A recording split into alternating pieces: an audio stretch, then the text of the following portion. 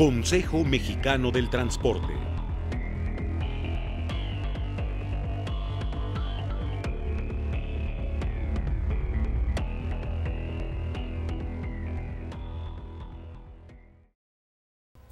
Bueno, yo creo que fue un foro muy importante en el sentido de poder ordenar y priorizar tanto lo que significa el transporte para la actividad económica en el país, como también para posicionar a México en el lugar estratégico que le corresponde en el transporte en sus distintos modos.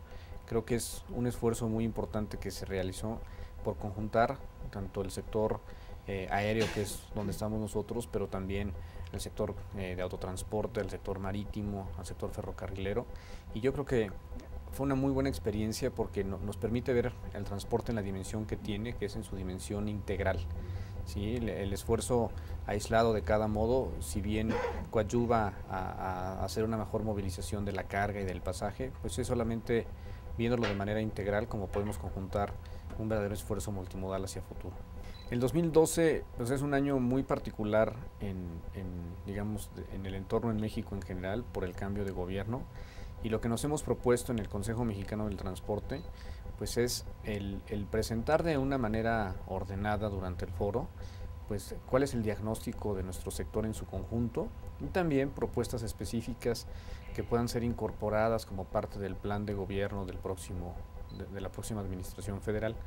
En este sentido, por eso es que tiene una vital importancia el que podamos de manera pública hablar de este diagnóstico, hablar de las propuestas, debatirlas, comentarlas, para finalmente de manera ordenada proponerlas. Entonces, en el contexto del cambio de gobierno, pues creo que tiene una relevancia muy especial este segundo foro, organizado y que es idea del Consejo Mexicano del Transporte. Por un lado, yo creo que una política pública decidida en la materia. ¿Qué significa eso? Los esfuerzos aislados de coordinación de cada uno de los modos nunca va a surtir efectos si no hay una política pública decidida hacia el multimodalismo. Es decir, que pueda de alguna manera cada modo estar bien conectado, interconectado con el otro, de manera que se pueda potencializar el transporte multimodal. Entonces, primero es una política pública decidida en ese sentido. Segundo, que la infraestructura, ¿no? El hacer una infraestructura también adecuada con un sistema multimodal. Sí, se necesita una infraestructura específica que tenemos que desarrollar en los puntos que haga sentido. ¿Sí? Quizá no se puede hablar de multimodalismo en todos lados todo el tiempo, pero sí hace mucho sentido en lugares estratégicos, en donde haga un sentido de competitividad para el país y para el transporte, y ese es el segundo tema de infraestructura. Y un tercero también es la mejor coordinación o la mejor integración también de la regulación.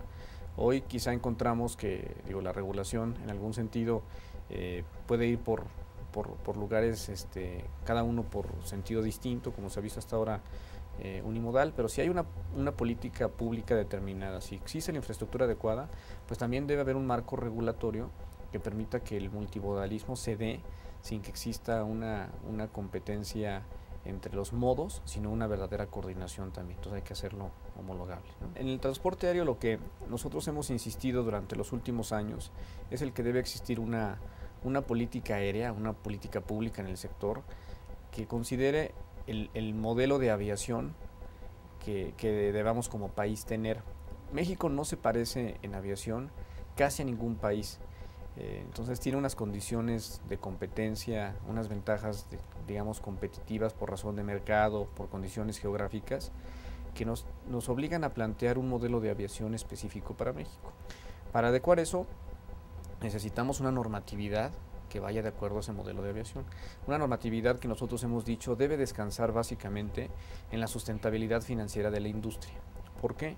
Porque dado que existe en los modos de transporte en general el cabotaje, en la aviación también existe, siempre deben existir empresas mexicanas, y por tanto debemos cuidar la salud financiera de estas empresas porque tienen que servir un mercado doméstico muy importante. Ya hemos visto que lo peor que le puede pasar a la aviación es cuando las empresas dejan de volar, y hoy el marco normativo existente el marco aeronáutico de competencia y de concursos mercantiles y quiebras no está hecho para que alguna empresa aérea que entre en problemas pueda seguir volando, ¿sí? Si hay empresas financieramente sólidas en la industria, va a haber más inversión, va a haber más empleos, más aviones en el mercado, más asientos y precios más accesibles para el consumidor.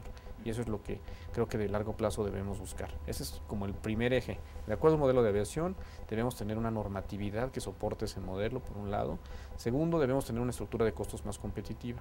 En general en México, la aviación es vista como un bien de lujo y por tanto está tasada y está cargada de impuestos y contribuciones que la hacen prácticamente inaccesible, ¿no? Sí, creemos que debemos ver la industria diferente, la industria aérea, de manera que pueda ser más competitiva. Asociado a eso, pues debemos tener costos competitivos en lo que básicamente en los insumos que tenemos, que es desde el combustible, los servicios de la navegación, los servicios aeroportuarios, de manera que seamos más competitivos. Y el tercer eje, digo, después de la regulación, la parte de estructura de costos competitiva, está en el tema también de la infraestructura, ¿no?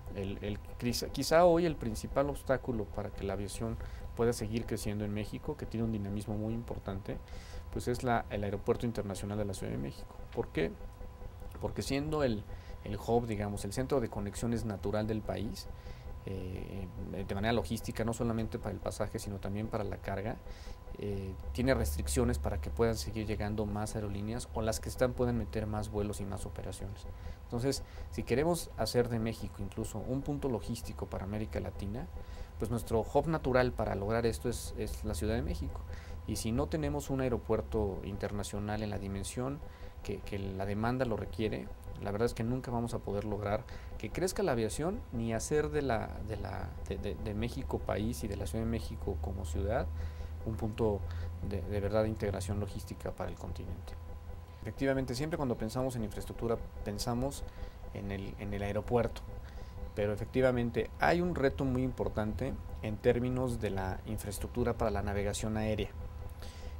Con las limitantes que tenemos, por ejemplo, en la Ciudad de México para el aeropuerto, es muy importante que incorporemos nuevas tecnologías en lo que hace el CENEAM. El CENEAM es la empresa que da los servicios a la navegación, y en la medida en que el CENEAM introduzca las nuevas tecnologías que se han venido incorporando en todo el mundo, eso va a hacer que sea más eficiente el uso del espacio aéreo, que es un bien muy limitado, ¿no? La restricción principal en el aeropuerto de la Ciudad de México no es una restricción de pistas ni de terminales, es una restricción de espacio aéreo.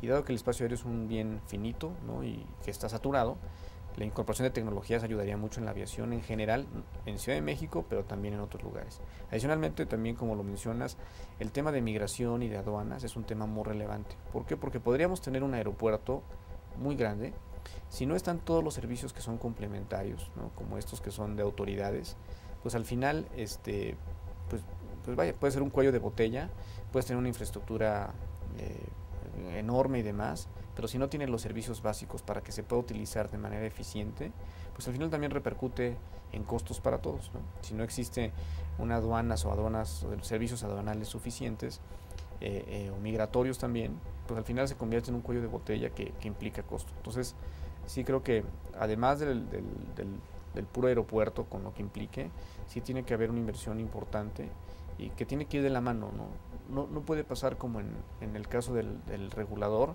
que crezca más la aviación de lo que crezca el regulador y nos quedemos rezagados, porque entonces se generan también cuellos de botella.